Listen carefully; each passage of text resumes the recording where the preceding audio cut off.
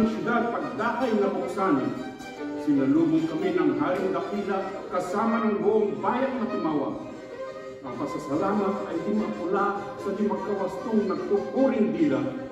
Iyong bayang bukod bagong nakatighaw sa nagbalang bangis ng mga kaaway sa pagkatimawa ay nag-aagawang malapit sa akin damit ko'y mapagkan. Sa lakas ng hiyaw ng kamang matabi, bibang dugtong-dugtong ang nakikisalin. Ang gulong salamat nagtangkol sa amin, dininig sa langit ng mga bituin. Lalo nang tuwa ng ako'y matatas na ako ng hari nilang nililiyag. Ang mga kanamay di munti ang galak, luha ang nagsabi ng ligayang ganap.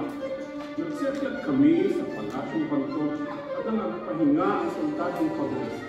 Dagat at ang bayay 3 araw halos na nakalimutan ang gawing matulog.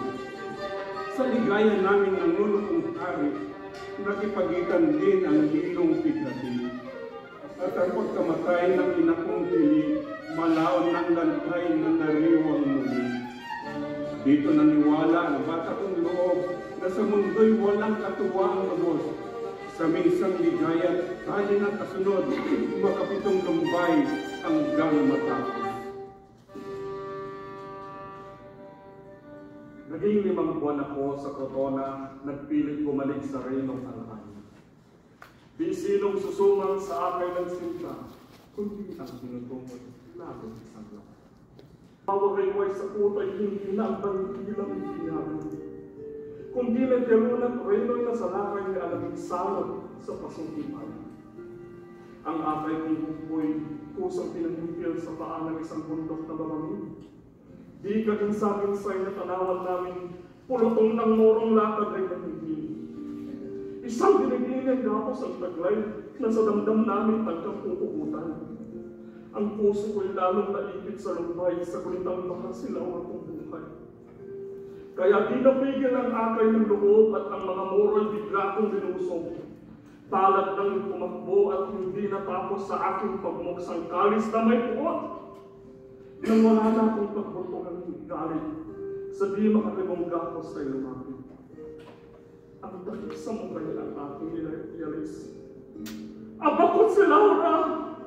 May lalo pang sakit. Pupugutan dahil sa hindi pagtanggap sa sintang mahalay ng Emir sa syudad. Nang mag-asal ayaw ang morong pangahas, tinampal sa mukha ang himalang nila. Aking dali-daling binalag sa kamay ang lubid na walang awa at bitagan. Ang daliri ko'y nag-aalalang marampi sa talat na kagalang-galang. Dito nakatanggap ng luna na titig ang nagdarali ng puso sa pagdinig. Araw ng ligayang una kong pagdinig na Sintang Florante sa kailawan. Nang aking matantong nasa bilangguan ang gining monarka ang ama kong hirap. Nag-utos sa ubot aming sinalakay hanggang ginabawi ang Albanyang bayan. Pagpasok na namin sa loob ng Reynong Bilanggoy, siyang una kong tinungo. Hinamo ang hari ang duking ama ko sa kaginuhay, isa si Adolfo. Labis ang ligayang kinamtan ng hari at ng natimawang kamahalang pili. Si Adolfo lamang ang nagdalang hati sa kapurihan kong tinamuang sanhi. Pangimbuli niya ay lalo nang nag-alab nang ako'y tawagin tanggulan ng syudad at pinagdiwang ng haring mataas sa Palasyo Real ng lubos na galak. Sa kanahalatang ako'y minamahal ng pinag-uusig niyang karigtang, ang kundi Adolfo ay nagpapakamatay dahil sa korona kay Laura ay makasal. Lumago ang binhing nagmula sa Atenas, ipinunlang nasang ako'y ipahamak. Kaya Adolfo ay walang bagay na masaklat para ng buhay kong hindi naugtas.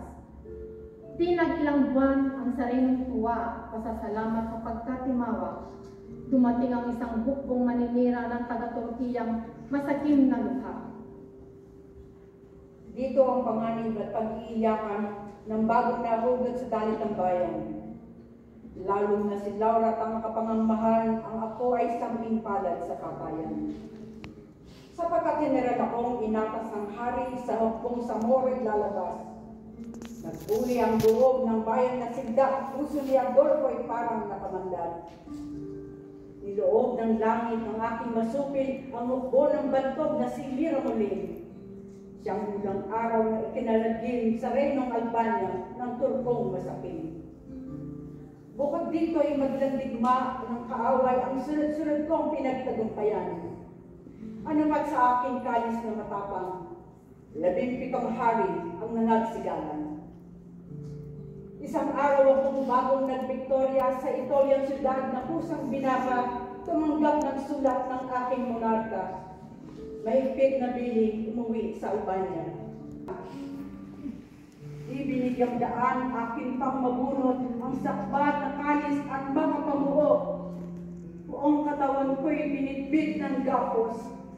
Piniit sa karsel na katakot-takot. Sabihin ang aking pagmamanghat lumbay, lalo ng matantong monarka'y pinatay ng Conde Adolfo, kusang idinamay ang ama kong iro na mapagpalayaw. Ang nasang yumamat haring mapatanyag at uhaw sa aking dugo, ang yumakot sa puso ng konde sa gawang magsukab. Oh, napakarawal ng Albanyang syudad! May pangabahan na pagpapaluan ng hangal na puno ng masamang asal, sapagkat ang haring may hangat sa yaman ay mariing hampas ng langit sa bayan. Ako'y lalong abak dinaya ng ibig, may kahirapan pang para ng marinig na ang prinsesa ko'y nangakong mahigpit pakasal sa Conde Adolfo Padawis. Ito ang nagkalat ng lasong masigli sa ugat ng kaing pusong mapighati. At pinagnasa ang buhay ko'y madali sa pinanggalingang walay masauli. Sa paggabi ng buong labing-walong araw, nailip ako sa di pagkamatay. Gabi ng humuling pinagtuluyan sa gubat na ito'y kusang tinugay. Bilang makalawang maligid ni Pedro ang sangkaibigan sa pagkagapos ko. Ang inaakalang nasa ibang mundo, inulat ang matay na sa kaluwan. Ito ang buhay ko ang sinusunong sa akin at hindi pa ganito ang huwag sa sabi. Mahabang salita ay ito ng kapatid, ang dinero naman ang siyang nagsulit. Ang pagkabuhay mo'y yamang natalastas, tatuin mo na buhay ang nalibos ng hirap. Hindi na inulit ni Florante naman, Johan ni Aladiti ni Ebayuhan. Kumahan sa gubat na may 5 buwan ng isang umagay na ganyak maglibang. Kami lang nilibot ang loob ng gubat kahit bahagya na makakitang landas. Dito, sinalita ni Alading Hayag ang kanyang buhay na kahabag-habag. Aniyay sa madlang giyera inaanan. Di ako nagpirap ng pakikilaban para nang makain ang pusong matibay ng Veritang Hero na tinatangisan. Kung nakikiyumbok sa madlang prinsesa ay si Diana sa gitna ng maraming lupa. Kaya akong tawagin sa Reynong Persia sa sikores ng mga propeta. Ano pa't pinalan na aking binaig sa katagaan ng pusong matibig at pagkakaisa ng dalawang bibig. Pagsintahan niya ang may nagulubulubig. Dito namimula ng papahirap sa aking hinasang buhay ko'y makutas at na mag-Victoria sa Albanyang syudad. Pagdating sa Persya ay pinilanggotan at ang binuhat na kasalanan ko, di pa utos niya iniwan ang katko. At nang mapalitang rin na bago mo, luko'y pinatulang ang pupunta ng mundo. Nagdating malungkot na kinabukasan, bukas katadhanang ako'y pupuntan. Sa karsel ay nasok ang isang general na lahat makawat na lalong mamatay. Ganitong saysay. Ang aking matatap na pupunta